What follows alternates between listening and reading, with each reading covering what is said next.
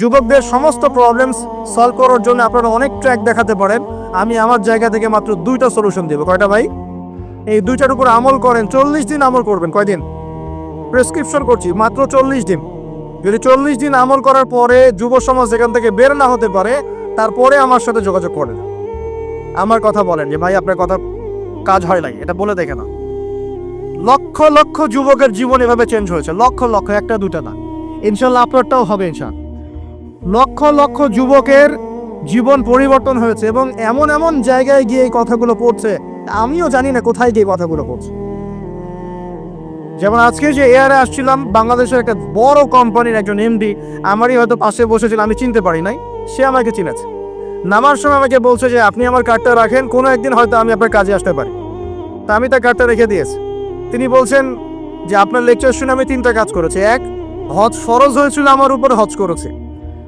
2, আমি বড় একটা সুদী কোম্পানির মধ্যে ছিলাম, আমি সুদের সমস্ত সম্পদ দান করে দিয়েছি। সুদ তো ছেড়ে দিয়েছি, সুদের সমস্ত সম্পদও দান করে দিয়েছি। আর 3 নাম্বার, নামাজে গাফেল ছিলাম, নামাজ ধরেছে। তো আমি কিন্তু তাকে চিনিও না এবং তিনি কত বড় কোন কোম্পানির এমডি তাও জানি না। এরকম নিঃসন্দেহে এই কথাগুলো লক্ষ লক্ষ কোটি কোটি মানুষের কলিজের মধ্যে আসার করবে ইনশাআল্লাহ তাআলা। আমি জাস্ট 2টা সলিউশন বলবো, অনেক বেশি কথা বলবো না। প্রিয় যুবক ভাই, আপনার সলিউশন এই বেকারত্ব, মাদক, মেয়ের প্রতি আসক্তি, হতাশা, চাকরি না পাওয়া, এই যে ব্যাপারগুলো, পারিবারিক চাপ, তারপরে আপনি মাঝে মাঝে হয়তো একটু এগ্রেসিভলি একটু গুন্ডাগার্দি করছেন, নাউজুবিল্লাহ, এই যে প্রবলেমসগুলা, এইগুলো সলভ আপনাকে 2টো জিনিস করবে। 1, আপনি জাস্ট 5টা ওয়াক্ত নামাজ জামাতে পড়ার চেষ্টা করেন। একটাও 5 ওয়াক্ত মানে 5 ওয়াক্তই, মানে আপনাকে ফজরে উঠতে হবে, এশার নামাজও পড়তে হবে।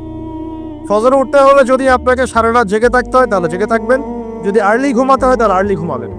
2টা সলিউশন। মানে এখন তো অনেকেই রাত চলে যায় 3টা, 3:30, 4টা পর্যন্ত জেগে থাকে, কারণ এখন তো দিন রাত হয়ে গেছে, রাত দিন হয়ে গেছে, তাই না? এটা ক্ষেত্র বিশেষে জায়েজ হতে পারে, কিন্তু সবসময় এটা করা যাবে না। যেমন রমজান মাস, দেখা যায় রাতের বেলা অনেকেই ইবাদত করে না, একবারে ফজরের নামাজ পড়ে হয়তো জিকির আজকার তেলাওয়াত করে মানুষ ঘুমায়, এটা আলাদা বিষয়, কিন্তু সারা জীবন তো এই কাজটা করা যাবে না, যাবে? তো আর্লি ঘুমানোর চেষ্টা করা ভালো। যদি না পারেন, যদি আপনার রাত জাগতেই হয়, তাহলে ফজরের নামাজটা পড়ে অ্যাটলিস্ট ঘুমাবেন, ঠিক আছে? 1 নাম্বার, 5 ওয়াক্ত নামাজ জামাতে। যদি জামাত না পান বাসায়, যদি জামাত না পান তাহলে পরবর্তীতে কাউকে নিয়ে জামাত করে নেবেন। একবারই পান নাই, ঘুমিয়েছিলেন, কোনো সফরে ছিলেন ইত্যাদি, আপনি একা হলেও পড়ে নেবেন। 5 ওয়াক্ত নামাজ ছাড়বেন না, ওয়াদা করেন আজকে। 5 ওয়াক্ত নামাজ কেউ ছাড়বেন না, ওয়াদা করেন। আল্লাহ পাক কবুল করুন, বলি আমিন। এই নামাজ, ইন্না সালাতা তানহা আনিল ফাহশাই ওয়াল মুনকার, আল্লাহ পাক নিজে বলেছেন এই নামাজ সমস্ত পাপের কাছ থেকে তোমাকে দূরে রাখবে ইনশাআল্লাহ, ইনশাআল্লাহ। আর একটা কথা মনে রাখবেন, যে নবীর শান শওকত নিয়ে আমরা আলোচনা করেছি এবং করতে যাচ্ছি, রাসূলুল্লাহ সাল্লাল্লাহু আলাইহি ওয়াসাল্লাম মুমূর্ষু অবস্থায়, একদম মুমূর্ষু অবস্থায় উম্মতের জন্য যে নসিহতগুলো করেছেন, তার মধ্যে একটা হচ্ছে as-salat ওয়া মা মালাকাত আইমানুকুম, নামাজের ব্যাপারে যত্নবান হও এবং তোমাদের অধীনস্থদের ব্যাপারে যত্নবান হও। এই 2টা কথা। শেষ ওয়ার্ড মানুষ কি বলতে পারে? আপনার বাবা যখন ইন্তেকাল করেছেন, হয়তো শেষ কথা বলেছেন তোর মাকে দেখিস, ঠিক আছে, তোর বোনদেরকে দেখিস, বাবা আমার এই বিষয়গুলো আমি ছেড়ে গেলাম, তুই দেখিস। আচ্ছা, আছে না এমন? মা অনেকে চলে গেছে, মা শেষে বলেছে বাবা ছোট বোনটাকে দেখিস। আপনি লাস্ট কথাকে কত বেশি গুরুত্ব দিয়েছেন? যাদের পিতামাতা চলে গেছে এবং শেষ সময় তারা কাছে থাকার সৌভাগ্য ছিল, তারা কিন্তু বুঝতে পারে শেষ কথার কত গুরুত্ব আছে কি নাই, গুরুত্ব আছে কি নাই। শেষ কথা মানুষ সবচেয়ে কঠিনভাবে মনে রাখে কি না? নবী সাল্লাল্লাহু আলাইহি ওয়াসাল্লাম আমাদের সবার নেতা, আমাদের নবী, আমাদের আদর্শ, আমাদের সবচেয়ে উসওয়াতুল হাসানা, যাকে আল্লাহ পাক এই পুরো রাহমাতুল লিল আলামিন হিসেবে সৃষ্টি করেছেন। উম্মতের সমস্ত কবিরা গুনাহগার মানুষের জন্য সুপারিশ করে আল্লাহর হুকুমে তাদেরকে জান্নাতে নিয়ে যাবেন ইনশাআল্লাহ। সবাই যখন নিজেকে নিয়ে ব্যস্ত থাকবে, তিনি তখন উম্মতকে নিয়ে ব্যস্ত থাকবেন ইনশাআল্লাহ। একটা হাদিসে তিনি উম্মতকে ভাইও বলে সম্বোধন করেছেন। কাশ আমি যদি আমার ভাইদেরকে দেখতে পেতাম, হাদিস তো সহিহ, কাশ আমি যদি আমার ভাইদেরকে দেখতে পেতাম। সাহাবীরা বলছেন আমরা কি আপনার ভাই নই? নবীজি বলছেন না, তোমরা না, তোমরা আমার সাহাবী। আমার ভাই তারা যারা আমার পরে আসবে, তোমাদের পরে আসবে, আমাকে না দেখেই ঈমান নিয়ে আসবে ইনশাআল্লাহ। এখানে কি আপন ভাই বোঝানো হচ্ছে? সেটা বোঝানো হচ্ছে না, এখানে বোঝানো হচ্ছে কাছের, আমার আত্মার সাথে সম্পর্ক ওদের। আমাকে না দেখেই তারা আমার প্রতি বিশ্বাস করবে ইনশাআল্লাহ। করবে কি না? আমরা কি দেখেছি নবীকে? এই মহান ব্যক্তিত্ব জীবনের শেষের দিকে আমাদেরকে নসিহত করেছেন, আসসালাত আসসালাত, নামাজ ধরে রাখো, নামাজ ধরে রাখো। বসেন। ওয়াম্মা মালাকাত আইমানুকুম, এবং তোমাদের অধীনস্থদের ব্যাপারে সতর্ক থাকো। অধীনস্থ মানে কি? অধীনস্থ মানে কি বলেন দেখি? আপনার স্ত্রী আপনার অধীনে থাকে? সন্তান সন্ততি অধীনে থাকে? থাকে না? থাকে। কোনো কোনো ক্ষেত্রে পিতা মাতাও কি আমাদের অধীনে থাকে না? মানে আমরা আর্ন করতে পারি, পিতা মাতা আর্ন করতে পারে না, উপার্জন করতে পারে না, পিতা মাতাকে চালানো লাগে না আপনাদেরকে অনেক সময়, হয় কি না? অধীনস্থ মানে আপনার আন্ডারে যে মানুষরা আছে, এই মানুষদের ব্যাপারে, তাদের হকের ব্যাপারে সতর্ক থাকবে। কে বলেছেন এটা? আচ্ছা, এখান থেকে নামাজের গুরুত্ব বুঝতে পারলাম কি? যুব সমাজের সলিউশন 1 নাম্বার, 5 ওয়াক্ত নামাজ জামাতে পড়ার চেষ্টা করবেন, আল্লাহ পাক তৌফিক এনায়েত করুন বলে আমিন। 2 নাম্বারটা হচ্ছে, আমার সামনে একটা কিতাব আছে, কিতাবটার নাম কি? সবাই পড়তে জানি ইনশাআল্লাহ? কারা কারা পড়তে জানেন না অনেস্টলি হাত তোলেন দেখি। জানেন না? আপনারাই জানেন না? আচ্ছা ঠিক আছে, বসেন, শরমের কিছু নাই। যারা জানেন না, ওয়াদা করেন যে আগামী রমজান মাসে, এই রমজান মাসের মধ্যেই কোরআন তিলাওয়াত করা শিখব ইনশাআল্লাহ। বাঙালি একটা আবেগী জাতি। ওই যে বলি, ইস্যু পাগল, মাঝে মাঝে ট্রল করে আর মাঝে মাঝে আবেগে ভাসে। আমাকে বলেন দেখি, আল কোরআনের আলো ঘরে ঘরে জ্বালো, এই স্লোগান তুললেই বাংলার জমিনে একদম ইসলাম কায়েম হয়ে যাবে? কখন ইসলাম কায়েম হবে? যখন আল কোরআনের আলো ঘরে ঘরে জ্বলবে। কখন? যখন প্রত্যেকটা ঘরে ঘরে একটা করে কোরআনওয়ালা মানুষ থাকবে। প্রত্যেক ঘরে ঘরে কি একটা করে হাফেজ আছে? তৈরি করার চ্যালেঞ্জ গ্রহণ করতে হবে। বাংলার প্রতি ঘরে ঘরে একটা করে হাফেজ তৈরি হবে ইনশাআল্লাহ। এটা করলে কি আপনাকে সরকার বাধা দিবে? আপনার নিয়াত করে যদি আপনি সন্তানকে হাফেজ বানান, কেউ বাধা দিবে? কেউ চাপ দিবে? আমরা তো চতুর মুসলিম। কেমন চতুর মুসলিম? আমরা আমাদের সন্তানদের মধ্যে যারা বেশি ট্যালেন্টেড, ওদেরকে দিব আগে জেনারেল লাইনে, আর যার একটু মাথা কম তাকে আমরা পাঠাই দিই মাদ্রাসায়, পাঠাই দিয়ে যে আবাসিকে রেখে দিই, থাকতো এখানে, ওকে এখানে পিটাই সোজা করবে। আপনাদের কি মনে হয় যে কোরআন সুন্নাহর জ্ঞানটা অর্জন করার জন্য মাথায় ঘিলুর দরকার নাই? এমনটা মনে হয়? কোরআন এবং সুন্নাহর জ্ঞান অর্জন করতে সবচেয়ে বেশি প্রজ্ঞা লাগে, সবচেয়ে বেশি মাথা কাটাতে হয়। সবচেয়ে ট্যালেন্টেড ছেলেটাকে দেয়া লাগতো কোরআন। আমরা উল্টা চলি। এই কারণে দেখা যায় যে কোরআন সুন্নাহ হাতে নিয়েও আমরা এখন ওয়ার্ল্ড অ্যাফেয়ার্সকে ডিল করতে পারছি না, আমরা ওয়ার্ল্ডকে চ্যালেঞ্জ করতে পারছি না। কেন? আল্লাহ রাব্বুল আলামিন আমাদের সবাইকে কোরআন শেখার তৌফিক দান করুন। আল কোরআনের আলো ঘরে ঘরে জ্বলবে তখনই যখন ইনশাআল্লাহ তাআলা আপনাদের প্রত্যেকের ঘরে একটা করে কোরআনওয়ালা মানুষ তৈরি হবে ইনশাআল্লাহ। পারা যাবে তো ইনশাআল্লাহ? নাকি কোরআন সুন্নাহ খালি আলেম ওলামাদের চর্চা করেই হবে? আপনাদের পড়ারও দরকার নাই, জানারও দরকার নাই, বোঝারও দরকার নাই। এখনটা ব্যাপারটা কেমন? কোরআন কি শুধু আল্লাহ পাক আলেমদের জন্য পাঠিয়েছে, নাকি শুধু মুসলিমদের জন্য পাঠিয়েছে, না পুরো মানব জাতির জন্য? পুরো মানব জাতির জন্য আল্লাহ কোরআন পাঠিয়েছে। ওয়াদা করা যাবে ইনশাআল্লাহ? যুব সমাজ, ইনশাআল্লাহ আমরা কোরআন তেলাওয়াত তো শিখবই, অর্থ বুঝবো ইনশাআল্লাহ। রাজি আছি ইনশাআল্লাহ? এই রমজান মাসে আল কোরআন 1 খতম দিবেন ইনশাআল্লাহ। প্রত্যেকদিন 1 পারা করে তেলাওয়াত করার চেষ্টা করবেন, আল্লাহ তৌফিক দান করুন বলিয়া। আর যারা আমরা তেলাওয়াত করতে পারি, আমরা চেষ্টা করব আলিফ লাম মিম থেকে একদম মিনাল জিন্নাতি ওয়ান নাস পর্যন্ত অর্থ সহ পড়ার জন্য। পারবো তো ইনশাআল্লাহ? আল্লাহ তৌফিক দান করুন বলি আমিন। যেটা বলছিলাম, আইয়ামে জাহিলিয়াতে এই প্রবলেমসগুলো ছিল, আপনাকে আমি আস্তে আস্তে এখন মেরাজের দিকে নিয়ে যাচ্ছি। আইয়ামে জাহিলিয়াতের প্রবলেমস কি বললাম? 1 নাম্বার কি ছিল ভাই?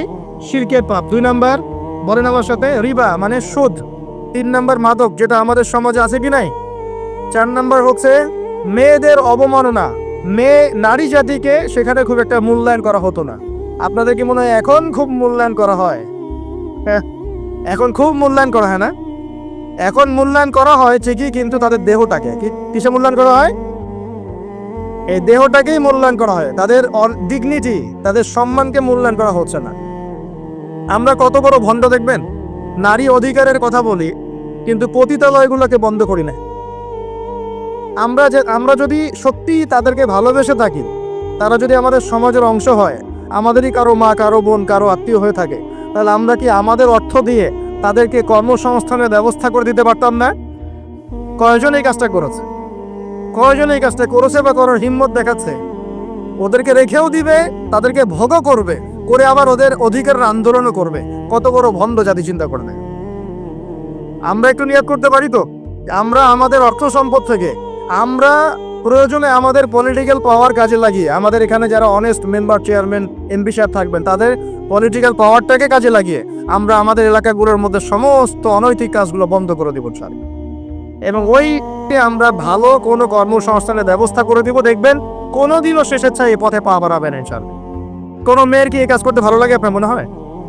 কোনো মেয়ে চায় না যে সম্মান বিক্রি করে খেতে হবে, হয়তো পেটের দায়ে বা সামাজিক অন্ধকার জগতে পা বাড়িয়ে দালালের খপ্পরে পড়ে, বা এই যে নারী লিপ্সু কিছু পুরুষ মানুষের খপ্পরে পড়ে এই পথে চলে গেছে। এরা যদি আমাদের আত্মীয় হতো, আমাদের বংশে কেউ হতো, আমাদের কারো মা, কারো বোন, কারো স্ত্রী হতো, তাহলে কি আমরা সমাজে মুখ দেখাতে পারতাম? ইয়াজুজ আর মাজুজ সারা বিশ্বে ফাসাদ সৃষ্টি করবে। সূরা কাহফ পড়ে দেখেন, ইন্না ইয়াজুজ ওয়া মাজুজ মুফসিদুনা ফিল আরদ। ইয়াজুজ আর মাজুজ সারা পৃথিবীতে ফাসাদ, ফিতনা ছড়ায় দিবে। এরা কি সারা পৃথিবীতে ফিতনা ছড়ায় দেয় নাই? আমি কিন্তু বলছি না যে এরা ইয়াজুজ মাজুজ, আমি কিন্তু এই কথা বলি না। বলছি ইয়াজুজ মাজুজের চরিত্র এদের মধ্যে পাওয়া যায়।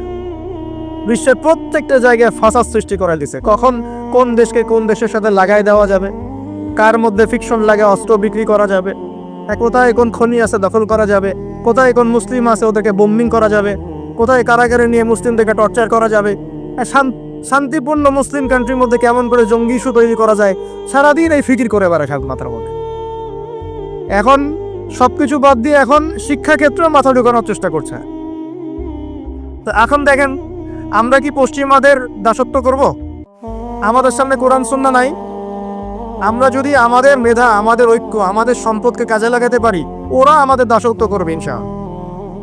আপনাদের কি মনে হয় এগুলো শুধু স্লোগান দিচ্ছে? 1150 বছর, 1200 বছর এই বিশ্বটাকে মুসলিমরা শাসন করেছে। ইতিহাস পড়ে দেখেন না একটু।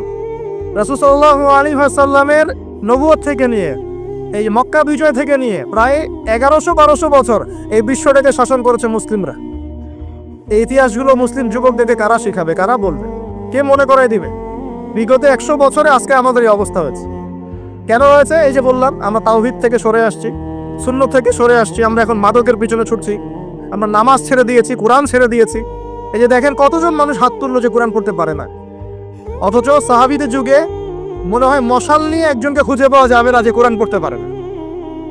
ওই যে আপনার আন্দালুসের একটা ঘটনা আছে, বাদশাহ মেয়ের বিয়ে দিবে, এখন সবাইকে বলেছে যে আমি মেয়ের বিয়ে দিব, ছেলে খুঁজতেছি। এখন আমি চাই যে একজন হাফেজে কোরআন ছেলের সাথে আমার মেয়ের বিয়ে দিব। যাদের ঘরে হাফেজে কোরআন ছেলে আছে সবাই রাত্রেবেলা মশাল জ্বালাবে, একটা করে মশাল জ্বালিয়ে রাখবে। এখন বাচ্চা রাতের বেলা গভীর রাতে এই টাওয়ারের উপর উঠেছে, উঠে দেখে তার রাজ্যের প্রতিটা বাসায় মশাল জ্বলছে। মানে সবাই কোরআনে হাফেজ। পরের দিন শর্ত দিল যে সবাই তো কোরআনে হাফেজ, এখন আমি কার সাথে আমার মেয়ের বিয়ে দেবো? কোরআনের মুফাসসির যারা তার সাথে দেব। পরের দিন যখন উনি টাওয়ারে উঠেছেন, দেখে যে সব ঘরে মশাল জ্বলছে, এখন সবাই কোরআনে তাফসীর করতে যাবে। তারপর যে আরো কঠিন শর্ত দিয়েছে যে হাদিসের উপর গবেষণা কারা করেছে, হাদিস বেত্তা কারা, এবার কোরআন হাফেজ, তাফসীর এবং হাদিস জানে কারা। এবার দেখা গেছে অর্ধেক আলো জ্বলতেছে ঘরে, পুরো দেশের অর্ধেক আলো জ্বলতেছে। এইভাবে প্রায় 8-10টা ধাপে ধাপে তিনি জামাই সিলেক্ট করেছেন। জামাই পেতে এত কষ্ট, সবাই ভালো মানুষ, এর মধ্যে ভালো কোথায় খুঁজে বের করুন। তো দেখেন, আমরা যে ইসলাম থেকে সরে আসছি, এই কারণে আজকে বিগত 100 বছরে আমাদের এই অবস্থা হয়েছে। আল্লাহ পাক আমাকে এবং আপনাদের সবাইকে 5 ওয়াক্ত নামাজি বানায় দেন, দোয়া করে। আল্লাহর পথে চলতে হলে কিন্তু কষ্ট হবে, মানুষ ভালো মন্দ বলবে, অনেক সমস্যা। জান্নাতকে ঘেরা হয়েছে কষ্ট দিয়ে, আর জাহান্নামকে ঘেরা হয়েছে প্রবৃত্তির দাসত্ব দিয়ে। মন যাচাই তাই করেন নাম প্রবৃত্তি। মন চাচ্ছে মদ খাইলেন, মন চাচ্ছে জেনা করলেন, মন চাচ্ছে সুদ খাইলেন, আর মন যাচাই তা দিয়ে জাহান্নামকে ঘেরা হয়েছে। এবার নবীজি বলছেন, জাহান্নামে আমি উকি বেরো দেখেছি, জাহান্নামে দেখেছি বেশিরভাগ অধিবাসী, জাহান্নামের বেশিরভাগ মানুষ হচ্ছে উম্মতে মুহাম্মাদির নারী জাতি।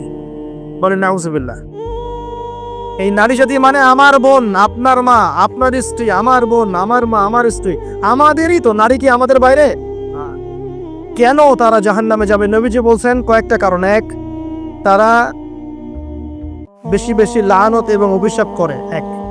দুই, তারা এমন কিছু কাপড় পরে শেষ জামানায় বাইরে ঘুরবে যে কাপড়গুলো পরেও তারা নগ্ন থাকবে। দুই, অর্থাৎ বেপরদামির কারণে। তিন, তারা বুক পিঠ চাপড়ায় প্রলাপ বিলাপ করে, এটা একটা কারণ। চার, তারা স্বামীর সাথে কখনো কখনো কুফরি করে। কেমন? স্বামী সারা জীবন যদি তাদের ভরণ পোষণ ভালোবাসা দিয়ে যায়, কোনো একদিন যদি কোনো সমস্যা সৃষ্টি হয়, বলবে যে সারা জীবন তোমার কাছে কিছুই পাইলাম। এই সব কিছুর ঊর্ধ্বে একটা কারণ আছে। সেটা হলো, শোনেন, তাদের উদ্ধত মস্তকটা আল্লাহ পাকের বিধানের সামনে সহজে অবনত হতে পারে না, চায় না। এগুলো কিন্তু সব মেয়েদের জন্য নয়, উম্মতে মুহাম্মাদির একটা অংশের মেয়েদের জন্য আল্লাহর নবী এইসব কথা বলেছেন। আবার এমনও মেয়ে আছে, শোনেন, এমনও মেয়ে আছে যারা ঈমান আমল টিকে রাখার জন্য না খেয়ে থাকতেও রাজি আছে। এমনও মেয়ে আছে, এমনও বহু দিনী মেয়ে আছে আমাদের সমাজে যারা ঈমান আমল ধরে রাখতে চায়, পরিবার তাকে রাখতে দেয় না। ফেরাউনের ঘরে থেকেও একজন মেয়ে জান্নাতে গিয়েছে কি না? গিয়েছে। অতএব আমরাও যে দুধে দেওয়া তুলসী পাতা এমন নই, আমাদের মধ্যে বহু খারাপই আছে। কিন্তু নবীজি এখানে স্পেশালি বলেছেন যে শেষ জামানার মেয়েরা, নিসাউন কাসিয়াতুন আরিয়া, যারা কাপড় পরে নগ্ন থাকবে, মহিলাতুন নামিলাত, যারা অন্যকে আকৃষ্ট করবে, অন্যের দিকে আকৃষ্ট হবে, এরা জান্নাতে যাবে না, জান্নাতের গন্ধও পাবে না। নবীজি বলেছেন, আমি জাহান্নামে দেখেছি বেশিরভাগ নারী জাতি। এখানে আমার মা, আমার বোন, আপনার মা, আপনার বোনের সতর্ক হওয়ার কি হেদায়েত আছে কি নাই? আর এই মেয়েদেরকে চালাই কি আমরা, না অন্য কেউ? আমরাই তো আমাদের পরিবারকে চালাই কি না? আমরাই তো খাওয়াই পড়ে নাকি? তাহলে আমাদের পরিবারের বোনেরা কি পর্দা করতে পারবে না, প্রতিষ্ঠা করতে পারবেন না? পরিবারে আমাদের মায়েরা, বোনেরা, স্ত্রীরা পর্দা করবে না? এই দায়িত্ব আমাদের না? পরিবারের কর্তা আমরা নই? আল্লাহকে আমাদেরকে জিজ্ঞাসা করবেন না? অতএব আমরাও যেন সতর্ক হয়ে যায়, আল্লাহ পাক তৌফিক দান করুন। এই জন্য বলি, বিয়ে করতে হলে আগে দিনদারিতা দেখবেন, তারপর বিয়ে করুন। দুনিয়াদারিতা দেখে বিয়ে করলে পরে পস্তাবেন। ছেলে মেয়ে উভয়ের প্রতি একই নসিহত, বিয়ে করতে যদি হয়, বিয়ে যদি করতেই হয়, তাহলে দিনদারিতা দেখে বিয়ে করুন। তারপর দেখবেন যে মেয়ের বংশ কেমন, সৌন্দর্য কেমন, এই সেই পরে দেখবেন। আগে দেখবেন দিনদারিতা ঠিক আছে কিনা। ছেলের ক্ষেত্রে একই বিধান। আগে দেখতে চান না কত বড় চাকরি করে, কত প্রপার্টিজ আছে, কত বড় বাড়ি, এগুলো পরে দেখবেন। আগে দেখবেন ছেলে নামাজ পড়ে কিনা, ছেলের মধ্যে সুন্নত আছে কিনা, এইগুলো আগে দেখবেন। এই বিয়ে নিয়ে প্রচুর জাহিলিয়াত সমাজে আছে, এই কারণেই পরিবারগুলো এখন ভেঙে যাচ্ছে। আল্লাহ পাক আমাদেরকে সুন্নাহ মেনে চলার তৌফিক দান করুন, বলি আমিন। নবীজি এখানে বলেছেন, আমি জাহান্নামে দেখেছি বেশিরভাগ অধিবাসী নারী জাতি। আমাদের বোনদেরকে রিকোয়েস্ট করব, সতর্ক হয়ে যান, আল্লাহর ওয়াস্তে সতর্ক হয়ে যান। কেন? শোনেন, কেন নবীজি বললেন, এই পয়েন্টটা একটু ভালো করে বোঝেন। কেন নবীজি এই উম্মতের মধ্যে বেশিরভাগ মেয়েকে জাহান্নামী বললেন? আপনি একটু চিন্তা করেন তো, এই উম্মতের মধ্যে কি এমন হয়েছে, এই উম্মতের মেয়েদের সাথে কি এমন হয়েছে যার ফলে মেয়েদেরকে আর ঘরে রাখা যায় না, সব বাইরে চলে আসতেছে? কি হয়েছে এই উম্মতের মেয়েদের সাথে? এই প্রবলেম তো আগে 200-500 বছর আগে ছিল না। 500 বছর আগে আপনি কি কোনো মেয়েকে দেখেছেন আমাদের মেয়েদের মতো বেপর্দায় সারা রাস্তাঘাট, গ্রামগঞ্জ, একদম অফিস আদালত, বাজার ঘাট সব ঘুরে বেড়াচ্ছে? দেখেছেন 500 বছর আগে, 300 বছর আগে, 200 বছর আগে? লাস্ট সমসাময়িক সময় কি এমন হলো যে মেয়েদেরকে আর ঘরে রাখা যায় না? আমি একটা শব্দ বলে দিই, বাসায় গিয়ে রিসার্চ করবেন, সব বলে দিব না। লাস্ট 100-200-300 বছরে একটা মুভমেন্ট, একটা আদর্শ ছড়িয়ে পড়েছে বিশ্বের বুকে, তার নাম হলো ফেমিনিস্ট রেভলিউশন। মনে থাকবে, ফেমিনিস্ট রেভলিউশন। এটা নিয়ে ঘাটাঘাটি করেন, বুঝতে পারবেন কেন জাহান্নামের বেশিরভাগ অধিবাসী জাহান্নামে যাবে, নারীরা কেন জাহান্নামে যাবে বেশি বেশি। এই মুভমেন্টটা নিয়ে পড়াশোনা করলেই বুঝতে পারবেন। আল্লাহ পাক আমাদেরকে বোঝার তৌফিক দান করুন, অন্তরের চোখ খোলার তৌফিক দান করুন। নবীজি আরো বলছেন, আমি জাহান্নামে গেলাম, জাহান্নাম আমাকে দেখানো হলো, এবং সেখানে আমি একজন ফেরেশতাকে দেখলাম। কি দেখলাম? এই ফেরেশতা আমাকে দেখে হাসে নাই। সবাই মনোযোগ দেন, মেরাজের রাতের সবাই নবী সাল্লাল্লাহু আলাইহি ওয়াসাল্লামের সাথে হাসি মুখে সাক্ষাৎ করেছেন, এই ফেরেশতা বাদ দিয়ে। নবীজি বললেন জিবরাইল আলাইহিস সালামকে, সে এত গম্ভীর কেন, তার চেহারা হাসি নাই কেন? জিবরাইল আলাইহিস সালাম বলছেন, যখন থেকে আল্লাহ পাক তাকে জাহান্নামের দায়িত্ব দিয়েছেন, যেদিন থেকে আল্লাহ পাক এই ফেরেশতাকে জাহান্নামের দায়িত্ব দিয়েছেন, ওই দিন থেকে তার চেহারার হাসি চলে গেছে। আর কিছু বলতে হবে? কেন হাসি চলে গেল? খুশিতে? জাহান্নামে আল্লাহ পাকের আযাব এবং এই আযাবের দায়িত্ব পালন করতে গিয়ে তার চেহারা থেকে হাসি চলে গেছে। নাউযুবিল্লাহ। নবীজি জানালেন তার নাম হচ্ছে মালিক। কি নাম? মালিক। আমরা দোয়া করি আমরা যেন তার সাক্ষাৎ না পাই, আমরা দোয়া করি আমরা যেন তার সাক্ষাৎ না পাই, আমিন। এবার নবী সাল্লাল্লাহু আলাইহি ওয়াসাল্লাম আসছেন, আসার সময় সুঘ্রাণ পাচ্ছেন, সুঘ্রাণ। ও একটা কথা বলি নাই, জান্নাতে তিনি যখন দেখলেন, সেখানে দেখলেন যে এখানে বেশিরভাগ অধিবাসী হচ্ছে এই উম্মতের গরিব মানুষরা। এই উম্মতে কারা? গরিব মানুষ, টাকা পয়সা কম, এত হিসাব কিতাব নাই, বাচ্চাটা নামাজ পড়ে, রোজা রাখে, সাধ্যমতো দান সাদকা করে, সত্য কথা বলে, জান্নাতে চলে যাবে ইনশাআল্লাহ। গরিবদের 500 বছর আগে, কত বছর আগে? তার মানে এই উম্মতের যদি কেউ গরিব হয়ে থাকি আমরা, কষ্টের কিছু আছে? ইনশাআল্লাহ কষ্টের কিছু নাই। তারপর নবীজি আসছেন, তিনি বলছেন যে আমি একটা মিষ্টি জান্নাতি সুঘ্রাণ পেলাম। আমি জিজ্ঞাসা করলাম এটা কোত্থেকে আসছে? তখন জিবরাইল আলাইহিস সালাম বললেন এই ঘ্রাণ আসছে ফেরাউনের মেয়ের চুল আঁচড়ে দিত একজন দাসী। হঠাৎ একদিন চিরুনি পড়ে গেল হাত থেকে, সে বিসমিল্লাহ বলে চিরুনি উঠিয়েছে, আর দাসী শুনে নিয়েছে বিসমিল্লাহ মানে? বিসমিল্লাহ মানে কি? আল্লাহর নামে মানে কি? তোমার কি ফেরাউন আমার বাবা ছাড়া আরো কোনো ইলাহা আছে নাকি? তখন সেই মহিলা বলেছিল হ্যাঁ, আমি এক আল্লাহর ইবাদত করি। ফেরাউনেরও রব হচ্ছে আমার আল্লাহ। এই অপরাধে তাকে ফেরাউন বড় আগুনের কুণ্ডলি খুঁড়ে তাকে ওখানে নামিয়ে দিয়েছিল, এবং তার 3টা কি 4টা বাচ্চা ছিল, এই সব বাচ্চাগুলোকে তার চোখের সামনে পুড়িয়ে মেরেছে। শেষে একটা বাচ্চা ছিল কোলের বাচ্চা, এই বাচ্চাকে নিয়ে সে লাফ দিবে, তাকে বাধ্য করা হচ্ছে, সে তো নিজে মরতে রাজি, কিন্তু বাচ্চাটা মায়া লাগবে না, সে বাচ্চাকে নিয়ে লাফ দিতে চাচ্ছে না। তখন আল্লাহ পাক ওই বাচ্চার জবানে আল্লাহর কুদরত, আল্লাহর মোজেজা চালু করে দিলেন। ওই বাচ্চা কথা বলা শুরু করল। ওই বাচ্চা বলল হে আম্মা ইসবিরি ইয়া উম্মা, হে আমার মা সবর করো। ফাইন্না মাউইদুনাল জান্নাহ, আমাদের জন্য আল্লাহ পাক জান্নাত রেখেছেন। আলহামদুলিল্লাহ, লাভ দিয়ে জান্নাত। ওই যে ফেরাউনের স্ত্রী বলা ঠিক না এখানে, ফেরাউনের ওই দাসী যে চুল আশ্রয় দিত, আসিয়া, যার নাম বলা হয় কোনো কোনো জায়গায় আসিয়া, এবং তার সন্তানদেরকে যেখানে দাফন করা হয়েছে ওখান থেকে জান্নাতের ঘ্রাণ আসছে। কে পেলেন এই ঘ্রাণ? রাসূলুল্লাহ সাল্লাল্লাহু আলাইহি ওয়াসাল্লাম। এবার তিনি চলে আসছেন, এসে কাবাগরের হাতিমে আবার এসে সেখানে আসলেন, এখানে বিমর্ষ মুখে বসে আছেন। কেন মন খারাপ? যে আমি যদি এই ঘটনা যদি কালকে এখন সকালে সবাইকে বলা শুরু করি, সবাই তো আমাকে এখন কি বলবে? মিথ্যাবাদী। এমনিই তো মিথ্যাবাদী রোজ, এখন এই ঘটনা আবার বিশ্বাস করবে কি? এখন সকালবেলা আবু জাহেল আসছে, এসে বলছে যে কি নতুন কিছু ঘটনা ঘটছে নাকি, নতুন করে ঘটনা আছে নাকি? চিৎকারি করলো আর কি। রাসূল সাল্লাল্লাহু আলাইহি ওয়াসাল্লাম বলছেন আমি গতকালকে আকসায় গিয়েছিলাম। এখন আবু জাহেল বলছে ও আচ্ছা চমৎকার, আকসায় গিয়েছিলে, তাই নাকি? আর কি করেছো? তো যে আমি এই ঘটনা ঘটেছে আমার সাথে। তখন সবাইকে সে ঢোল পিটায় নিয়ে আসবে, আরে আসো আসো, মুহাম্মদ কি বলে শোনো, দেখো কি বলে, তো পাগল হয়ে গেছে। নাউজুবিল্লাহ। বলছে আকসায় গিয়েছিল, বলো তো আকসায় কি কি আছে? সুবহানাল্লাহ, আল্লাহ রাব্বুল আলামিন এখন যেমন ভিডিও দেখি না আমরা, এইভাবে আল্লাহ রাব্বুল আলামিন মসজিদুল আকসাকে নবীর সামনে তুলে ধরলেন সামনে, এবং নবী সাল্লাল্লাহু আলাইহি ওয়াসাল্লাম দেখে দেখে বলছেন আকসায় কয়টা দরজা আছে, কয়টা জান্নাত আছে, পূর্ব দিকে কি আছে, পশ্চিম দিকে কি আছে, সিঁড়ি কয়টা, সব বলে দিলেন নশাদ। এরপর আবু বকর সিদ্দিকের সামনে একজন কাফের গিয়ে বলছে জানো মুহাম্মদ কি বলেছে? মুহাম্মদ এই কথা বলেছে। আবু বকর সিদ্দিক তখন বলছেন যে আমি তো এর চাইতেও কঠিন কথা বিশ্বাস করি। এখন এর মাঝখানে আর কয়েকটা কথা হয়েছে, আমাদের নবী পরে হাদিসে জানিয়েছেন, এগুলো বলে শেষ করছে।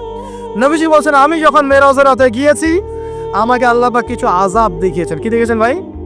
আমরা দোয়া করি আল্লাহ পাক এই আযাবগুলো থেকে আমাদেরকে বাঁচান, এবং যে পাপের কারণে এই আযাব হয় সে পাপ থেকে আমাদেরকে বাঁচান। বলেন আমিন। আর একটা কথা বলে রাখি, যেহেতু নবীকে এই আযাবগুলো দেখানো হয়েছে, অন্য কোনো নবীকে কিন্তু দেখানো হয় নাই। কাকে দেখানো হয়েছে? আমাদের নবীকে। তার মানে এই পাপগুলো এবং এই আযাব আমাদের উম্মতের মধ্যেই বেশি থাকবে। বুঝতে পারছেন না মনে হয়? এই আযাব এবং পাপগুলো কি অন্য কোনো নবীকে দেখানো হয়েছে? আমাদের নবীকে দেখানোর কারণ কি? কারণ আপনার উম্মতের মধ্যে এই পাপগুলো ছড়াবে বেশি, এবং আপনার উম্মতের একটা অংশ এই আযাবগুলো ভোগ করবে। কি আযাব? নবীজি যাচ্ছেন, দেখছেন, যুবকরা শুনো ভালো করে, নবীজি দেখছেন একটা চুলা, কি ভাই? তন্দুর রুটি দেখেছেন যে চুলায় রান্না করে, ঠিক ওই রকম শব্দই হাদিস এসেছে, তন্দুর। এই চুলা এমন চুলা যার মাথাটা হচ্ছে সরু, নিচের দিকটা মোটা, নিচে আগুন জ্বলছে, ভিতরে কিছু মানুষ আছে, নিচ থেকে আগুনের দাবদাহ আসছে, যখনই আগুন আসছে জাহান্নামের তখন তারা ধাউ ধাউ করে উপরে উঠছে, আবার যখন আগুন নেমে যায় তখন তারা নিচে নেমে যায়। নবীজি মর্মান্তিক দৃশ্য দেখে বললেন যে এরা কারা, যাদেরকে এমন আযাব দেওয়া হচ্ছে? জিবরাইল আলাইহিস সালাম বললেন, যুবক ভাই শোনেন ভালো করে, জিবরাইল আলাইহিস সালাম বললেন এরা হচ্ছে আপনার উম্মতের সেই সব ব্যক্তি যারা বিবাহ বহির্ভূত জেনা করেছিল। এই পাপটা মারাত্মক। আল্লাহ পাক আমাদের সবাইকে পাপ থেকে ফিরে আসার তৌফিক দান করেন, এবং এই পাপ যদি করে থাকেন হতাশ হবেন না, তওবা করে আজকেই ফিরে আসবেন। তওবা করলে আল্লাহ পাক যে কোনো পাপ মাফ করে দেবেন ইনশাআল্লাহ। যে কোনো পাপ তওবা খাস করতে হবে, কোনোদিন এই পাপে লিপ্ত হওয়া যাবে না। এই যে গত 3-4 দিন আগে একটা দিবস চলে গেল না, লক্ষ লক্ষ কোটি কোটি যুবক যুবতী পাপ করেছে, করে নাই? আর আমরা উস্কে দিয়েছিলাম কাছে আসার গল্প, অমুক তমুক হাবি যাবি কত কথা, আর এদের স্লোগানগুলো এত চটকদার, খুব মজা লাগে, খুব মজা, মুখরোচক ভাবে উপস্থাপন করে। আল্লাহ পাকের কাছে আসার গল্প করা যায় না, রাসূলের কাছে আসার গল্প করা যায় না। আসলে এখনকার মিডিয়াগুলো এতটাই নির্লজ্জ হয়ে গেছে। কেন বলছি শোনেন, ইসলামের সাথে শত্রুতা তো আছেই, কোনোদিনও আল্লাহর কাছে আত্মসমর্পণ করা লাগে এমন কোনো ওয়ার্ডও বলবে না। টাইটেল দিবে ভূমিকম্পের কাছে মানুষ কত অসহায়, টাইটেল দিয়েছে একটা। প্রাকৃতিক বিপর্যয়ের সামনে মানুষ কত অসহায়, প্রকৃতির কাছে মানুষ কত অসহায়, এইসব টাইটেল দিয়ে ভিডিও দিচ্ছে।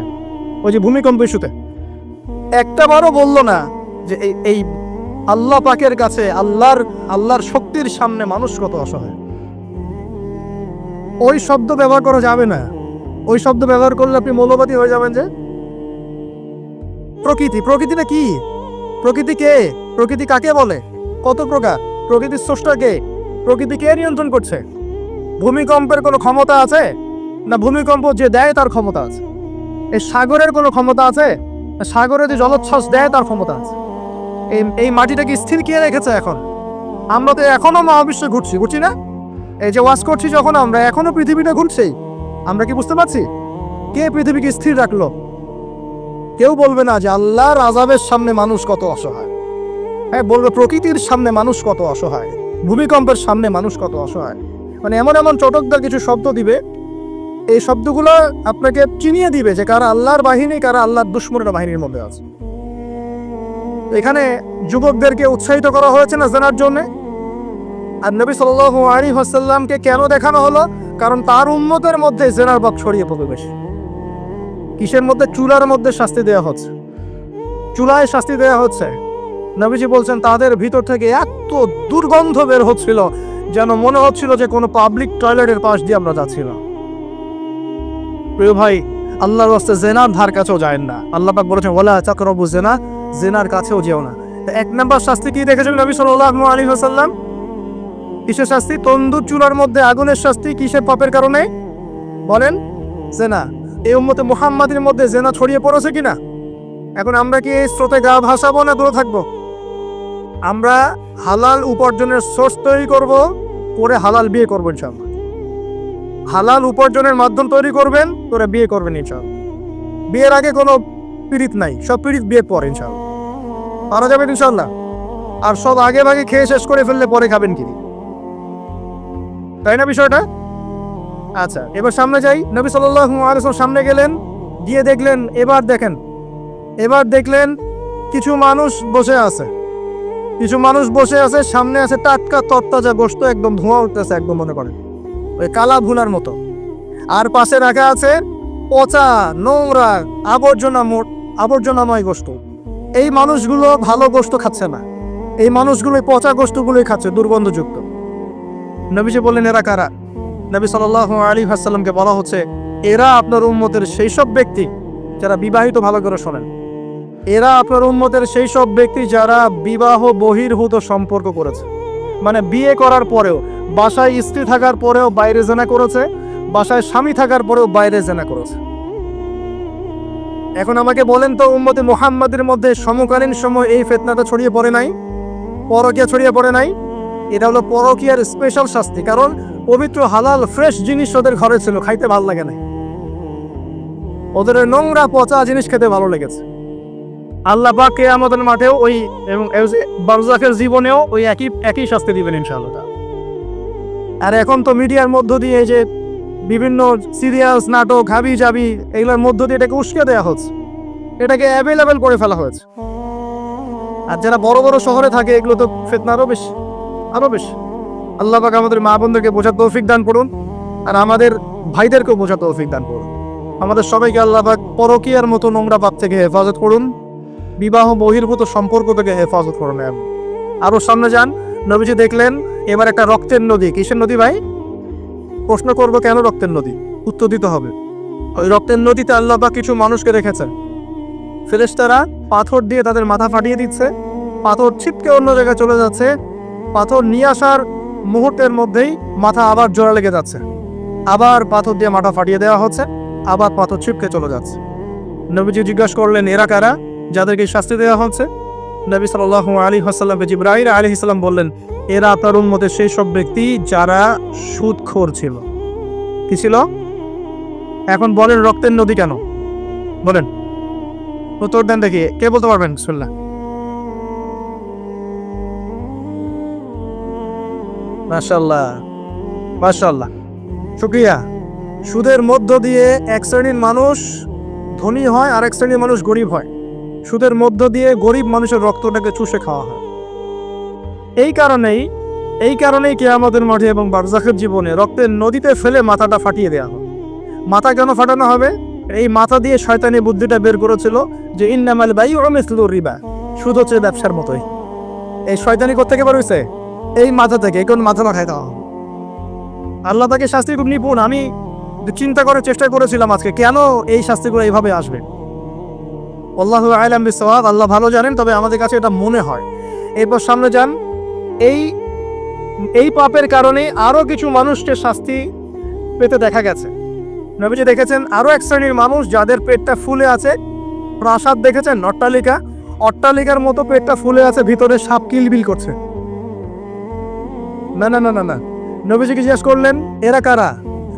এই হাদিসেও আছে এরা ছিল আপনার উম্মতের সুদখোর ব্যক্তিরা, পেটের ভেতর সাপ কিলবিল করছে। আরেকটা জায়গায় তিনটা দেখা গেছে সুদখোরের শাস্তি। কয়টা ভাই? তিনটা। একটা দেখলাম রক্তের নদীতে মাথা ফাটানো, আরেকটা হচ্ছে পেটের মধ্যে সাপ কিলবিল করছে, আরেকটা হচ্ছে দেখলেন কিছু মানুষ পানিতে হামাগুড়ি দিচ্ছে এবং পাথর খাচ্ছে। কি খাচ্ছে ভাই? পাথর। এবং এই পাথরটা ভিতরে যাচ্ছে, গিয়ে পিছনের রাস্তা দিয়ে বের হয়ে যাচ্ছে। নবীজি বলেন এরা কারা? একই উত্তর দিলেন জিবরাইল আলাইহিস সালাম, এরা হচ্ছে আপনার উম্মতের সুদখোর ব্যক্তিরা। সুদের এই তিনটা শাস্তি স্পেশাল দেখা গেছে। কেন আল্লাহ ভালো জানেন, আমরা সব ব্যাখ্যা করতে পারবো না। নবীজি আরো সামনে এগিয়ে গেলেন, তাকে দেখানো হলো এবার এক শ্রেণীর ব্যক্তি, হাতগুলো নখগুলো তামার মতো লম্বা, তামার নখ, লম্বা লম্বা নখ। দেখেছেন কোন মুভির মধ্যে দেখা গেছে, ছবির মধ্যে তামার লম্বা লম্বা। হ্যাঁ, এই নখগুলো দিয়ে তারা চোখ এবং গাল আঁচড়াচ্ছে, কোনো ক্ষেত্রে বুক আঁচড়াচ্ছে এবং ওই গোশতগুলো খাচ্ছে। নবী জিজ্ঞাসা করলেন এরা কারা? নবীজিকে বলা হচ্ছে এরা আপনার উম্মতের সেই সব ব্যক্তি যারা বেশি বেশি গীবত করত এবং অন্যের নামে মিথ্যা অপবাদ ছড়াতো। আর সতর্ক করে দেই, এই পাপটা কিন্তু এখন ছেলে মেয়ে সব সমাজে বেশি হয়। কি আলেম জালেম সব সমাজে বেশি হয়। কোনো ক্ষেত্রে ওয়াজ মাহফিলের প্যান্ডেলগুলোর মধ্যে বসে বসে মানুষের গীবত করা হচ্ছে। এবং এই অনলাইনের ফেসবুক আর ইউটিউবের যে কন্টেন্টের যুগগুলো চলছে, এখানে কারণ থাক না থাক মানুষের গীবত প্রচুর হচ্ছে, কোনো কারণে হোক অকারণে হোক। সতর্ক হয়ে যাবেন, আপনার দ্বারা আমার দ্বারা যদি কারো গীবত হয় তা আমার নখ দিয়ে গাল আশ্রাতে হবে কিয়ামতের মাঠে। আল্লাহ বাঁচাক, আমাদের হেফাজত করবে। এবং এই পাপের আরেকটা শাস্তি দেখা হয়েছে, ওই যে নিজের ভাইয়ের গোশত ছিঁড়ে ছিঁড়ে খাচ্ছে। এক শ্রেণীর মানুষকে আগুন খাওয়ানো হচ্ছে এবং আগুনগুলো পিছনের রাস্তা দিয়ে বের হয়ে যাচ্ছে। জিজ্ঞাসা করা হলো তারা কারা? নবীজিকে বলা হচ্ছে এরা আপনার উম্মতের সেই সব ব্যক্তি যারা এতিমের মাল ভক্ষণ করত। এতিমের মাল অন্যায়ভাবে ভক্ষণ করে খেয়ে ফেলতো। আছে কি নাই সমাজের মধ্যে? নবীজি আরো সামনে গেলেন, দেখলেন এক শ্রেণীর মানুষ কাঁধে অনেক বোঝাগুলো হালকা করার বদৌলতে উল্টা তারা বোঝা হালকা না করে আরো কিছু বোঝা ঘাড়ে নিচ্ছে। লাকড়ির বোঝা ঘাড়ে নিয়ে পথ চলার চেষ্টা করছে, কিন্তু পথ চলতে পারছে না। নবীজি বলেন এরা তো অদ্ভুত, এরা তো চাইলে বোঝা হালকা করে চলতে পারছ, বোঝা আরো নিয়ে চলছে কেন? নবীজিকে বলা হচ্ছে এরা আপনার মধ্যে সেই সব ব্যক্তি যারা দায়িত্ব যতটুকু নিয়েছিল অতটুকু তো পালন করতে পারতোই না, আরো দায়িত্ব চেয়ে নিত মানুষের কাছে। দায়িত্ব চেয়ে নেওয়ার সংস্কৃতি চলছে না এখন? যোগ্যতা থাকেন না থাক, মানুষ দায়িত্ব চাচ্ছে না, দায়িত্ব না দিলে লাগ করে। যোগ্যতা থাক না থাক, মানুষকে দায়িত্ব চেয়ে নিচ্ছে কিনা। দায়িত্ব নেওয়াটা বড় কথা নয়, পালন করাটা বড় কথা। না করতে পারলে এই শাস্তি ভোগ করতে হবে। আল্লাহ পাক আমাদের সবাইকে হেফাজত করুন, আমিন। এবার সামনে গেলেন, দেখলেন এবার তো মুশকিল। সামনে গিয়ে দেখলেন এক শ্রেণীর মানুষ, কয়েকটা মানুষ না, এক শ্রেণীর মানুষ, যাদের জিহ্বাগুলোকে, ঠোঁট আর জিহ্বাগুলোকে আগুনের কেচি দিয়ে কেটে ফেলা হচ্ছে। নবীজি বললেন, এরা কারা?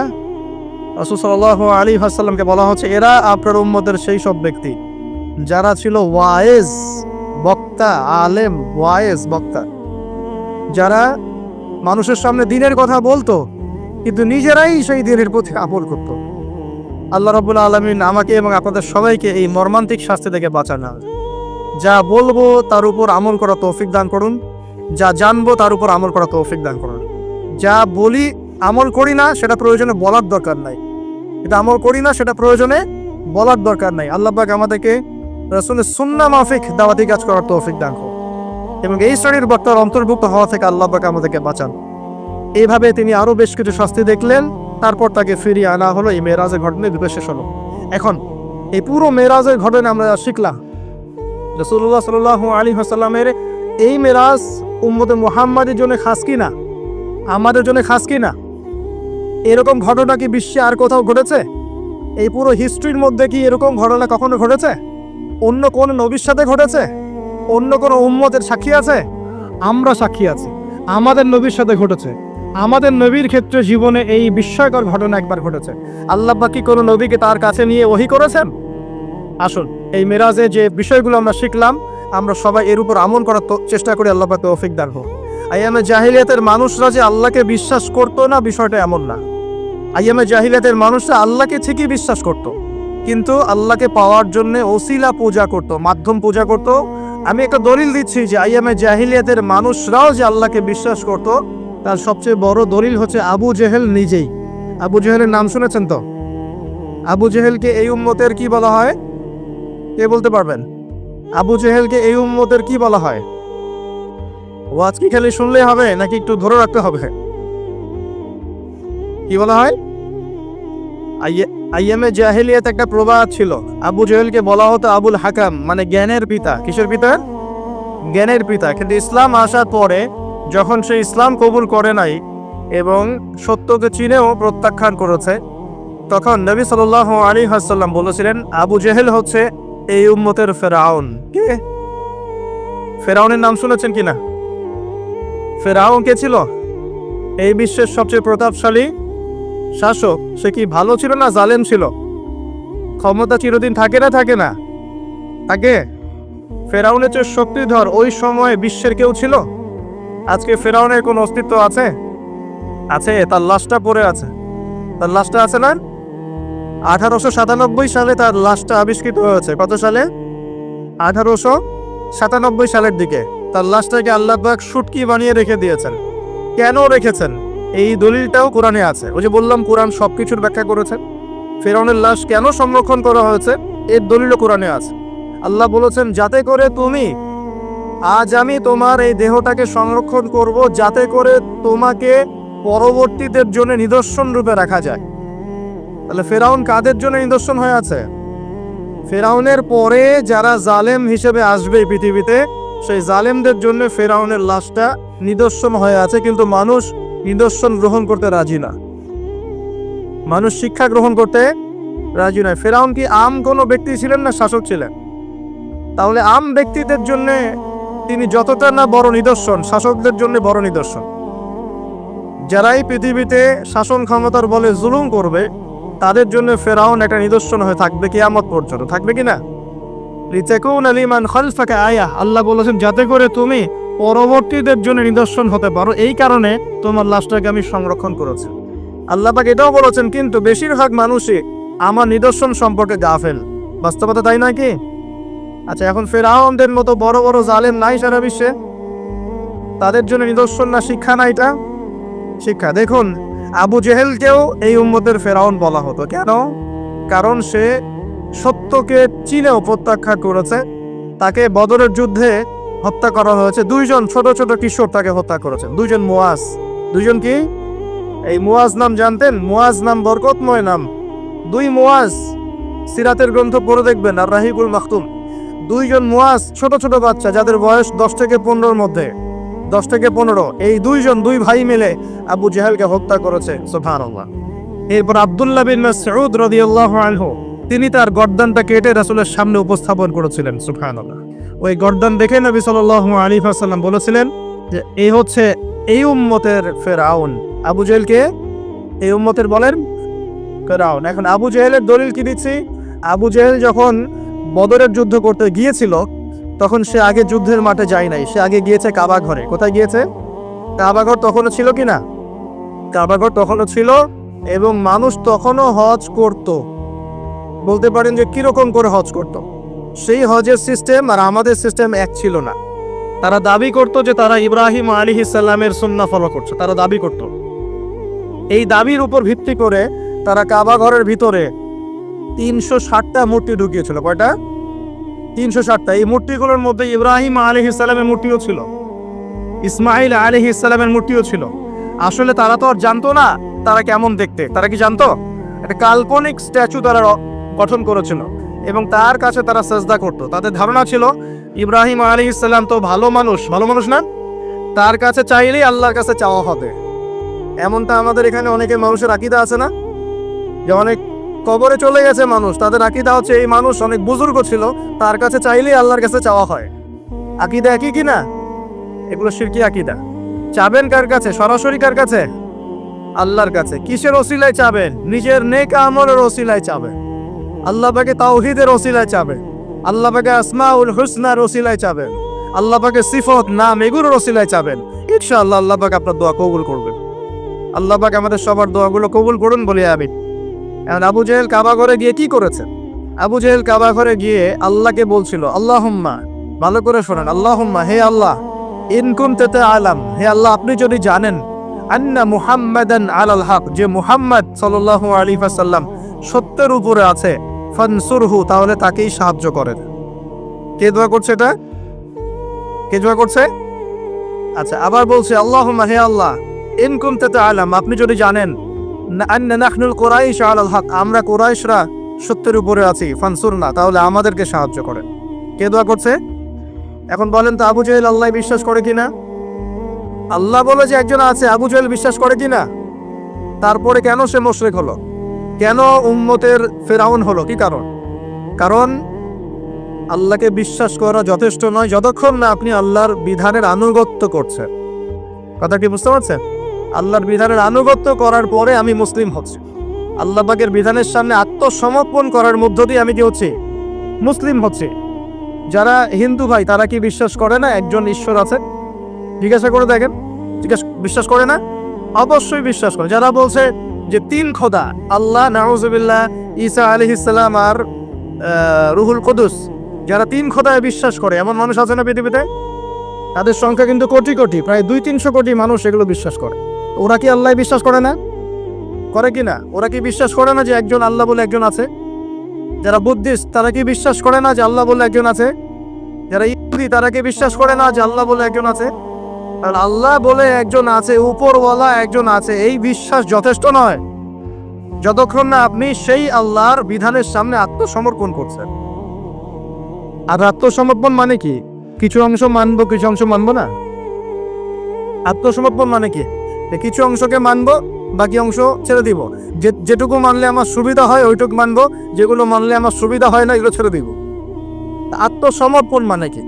আমি 2টা দলিল দিই, খালি জাস্ট 2টা, শর্ট করে দিচ্ছি কারণ আমাদের আলোচনা অনেক লম্বা হবে ইনশাল্লাহ। 2টা দলিল দিচ্ছি। এক, ইব্রাহিম আলাইহিস সালামকে যে আল্লাহ পাক বললেন তোমার স্ত্রী সন্তানকে রেখে আসো কাবা ঘরের কাছে, মনে আছে? মনে আছে কি নাই?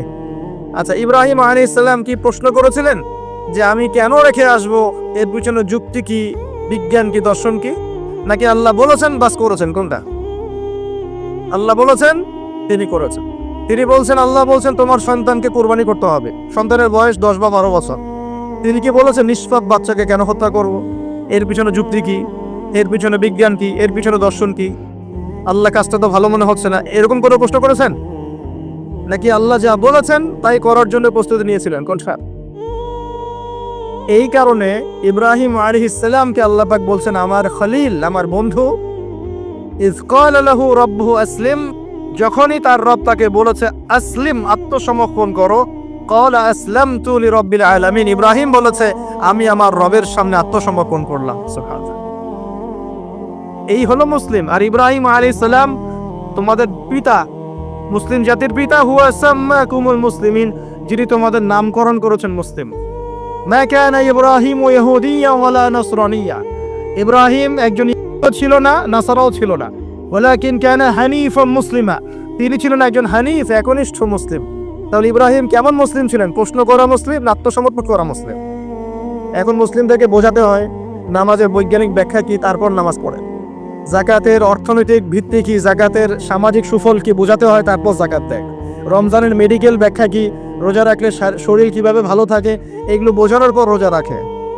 বোঝাতে হয় যে আল্লাহ পাকের বিধান যেগুলো আছে, যেমন চোরের হাত কেটে ফেলা, হ্যাঁ, ধর্ষকের শাস্তি দেওয়া, মৃত্যুদণ্ড দেওয়া প্রকাশ্যে, এগুলো বোঝাতে হয় যে এগুলোর সামাজিক পলিটিক্যাল ভিত্তি আছে, এগুলো দিলে সোশ্যালি শান্তি কায়েম হয়। বোঝানোর পরেও তারা মানতে চায় না। ইব্রাহিম আলাইহিস সালাম আল্লাহর আদেশ আসার সাথে সাথেই আত্মসমর্পণ করতেন। এই হলো মুসলিম। তাহলে ইসলাম কাকে বলে? আত্মসমর্পণ, নাকি কিছু অংশ মানবো আর কিছু অংশ মানবো না? এখন আমরা যে কিছু অংশ মানি কিছু অংশ মানি না, এটা দেখার জন্য আপনাকে রমজান মাস পর্যন্ত অপেক্ষা করতে হবে। কিরকম? রমজান মাসে দেখবেন যে নামাজ পড়লো মাশাআল্লাহ, তারাবির নামাজ, ব্যবসা করতে গিয়ে দেখবেন মাপে কম দিবে। তার মানে সে নামাজ ইবাদত বন্দেগী জীবনে আল্লাহকে মানে ঠিকই, অর্থনৈতিক জীবনে আল্লাহকে মানে না। ওখানে তার কাছে মনে হচ্ছে আল্লাহ দেখছেন না, এখানে আমি যা ইচ্ছা তাই করতে পারবো। একজন পরেজগার ব্যক্তি, তাহাজ্জুদ গোজার, মাশাআল্লাহ, রাতে তাহাজ্জুদ পড়েন, দেখবেন অফিসে গিয়েছে, আদালতে, অন্যান্য জায়গায় গিয়েছে, চাকরি ক্ষেত্রে, সেখানে গিয়ে টেবিলের তল দিয়ে টাকা নেওয়া শুরু করেছে। তো তার ধারণা যে এখানে আল্লাহ তাকে দেখছে না, নামাজ আল্লাহ তাকে দেখছে।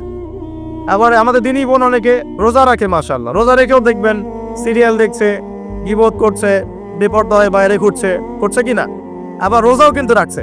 তার মানে তার ধারণা যে ইবাদত বন্দেগী জীবনে আল্লাহ আমাকে, এখানে লা ইলাহা ইল্লাল্লাহ ঠিক আছে, মুহাম্মদুর রাসূলুল্লাহ ঠিক আছে, কিন্তু সেটা এই পর্দার ক্ষেত্রে, অন্যান্য জীবনের অন্যান্য ক্ষেত্রে আমি লা ইলাহা ইল্লাল্লাহ মুহাম্মদুর রাসূলুল্লাহর পরোয়া করছি না।